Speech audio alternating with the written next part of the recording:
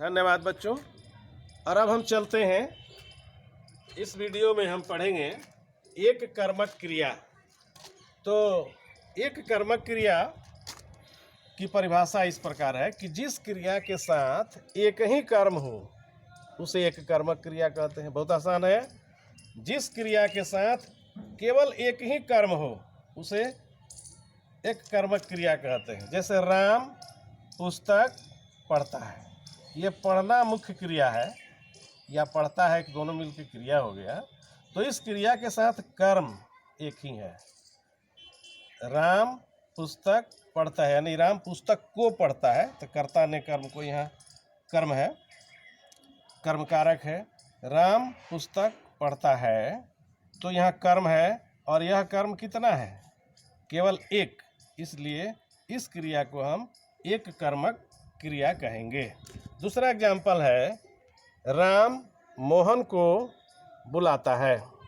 तो राम हो गया कर्ता, अब मोहन को हो गया कर्म, अब बुलाना हो गया क्रिया।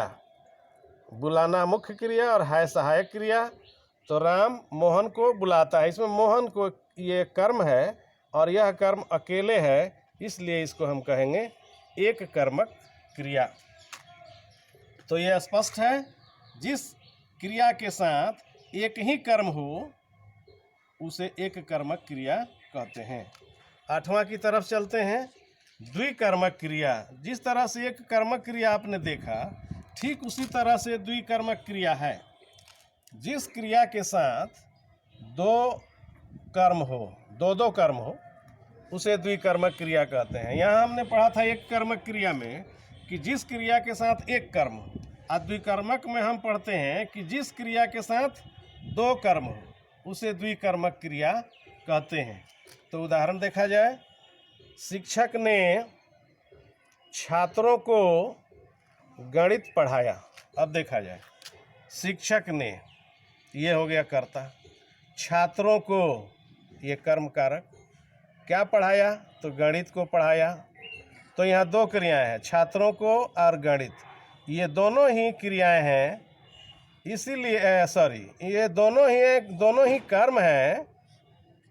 छात्रों को और गणित ये दोनों ही कर्म है, पढ़ाना क्रिया है। तो दो कर्म होने के वजह से हम कहेंगे यह द्विकर्मक क्रिया है, यानी दो कर्म वाली क्रिया है।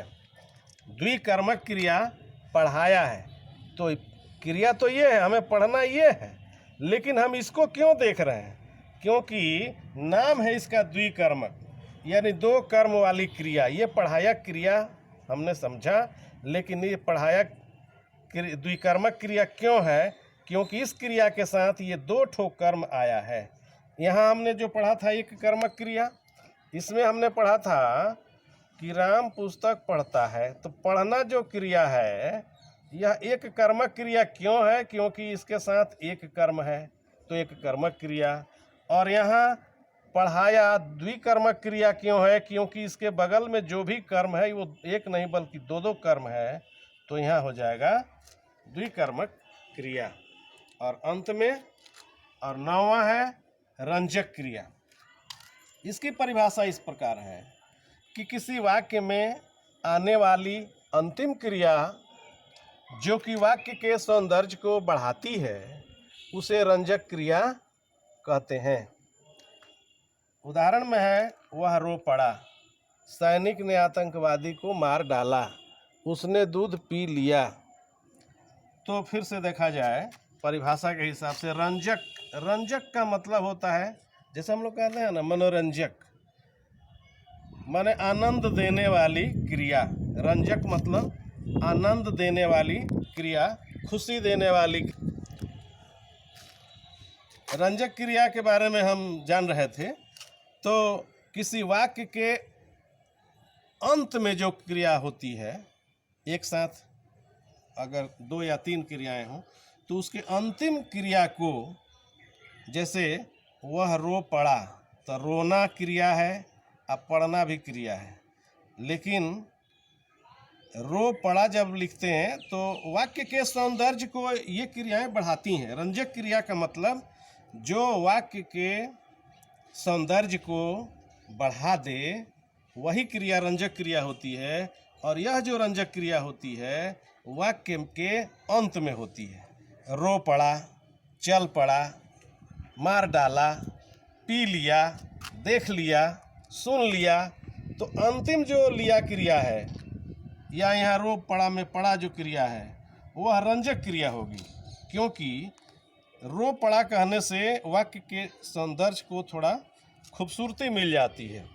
वह रोया अगर ऐसा कहते हैं तो थोड़ा अच्छा नहीं लगता है, वह रो पड़ा कहते हैं तो उसकी खूबसूरती, वाक्य की खूबसूरती बढ़ जाती है।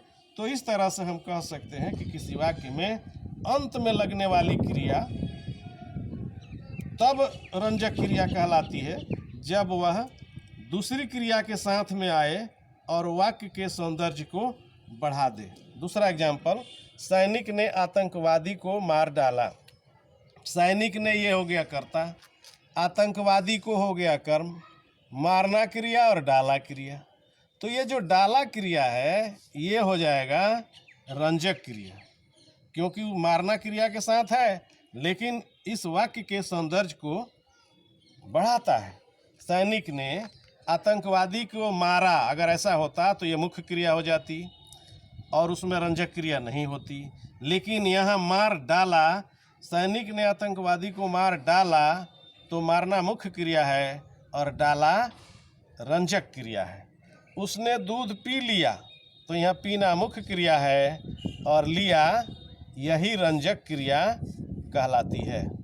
तो इस तरह से आपने आज देखा कि क्रिया के जो अन्य भेद हैं वो 9 भेद हैं, जिसमें सबसे पहले हम लोगों ने पढ़ा मुख्य क्रिया जो मुख्य कार्य करती है, सहायक क्रिया जो मुख्य क्रिया की सहायता करती है, पूर्वकालिक क्रिया जो मुख्य क्रिया के पहले लगती है, संयुक्त क्रिया जो जब 2 क्रियाएं एक साथ चलती हैं और दोनों समान वैल्यू की होती हैं, दोनों का महत्व बराबर का होता है, नाम धातु क्रिया जो किसी संज्ञा, सर्वनाम या विशेषण में लगकर क्रिया बनती है, प्रेरणार्थक क्रिया जो कोई व्यक्ति स्वयं कार्य नहीं करके किसी दूसरे से करवाता है, एक कर्मक क्रिया जिसमें एक कर्म होती है, द्विकर्मक क्रिया जिस क्रिया के साथ 2 कर्म होते हैं, और रंजक क्रिया जो अंतिम क्रिया होती है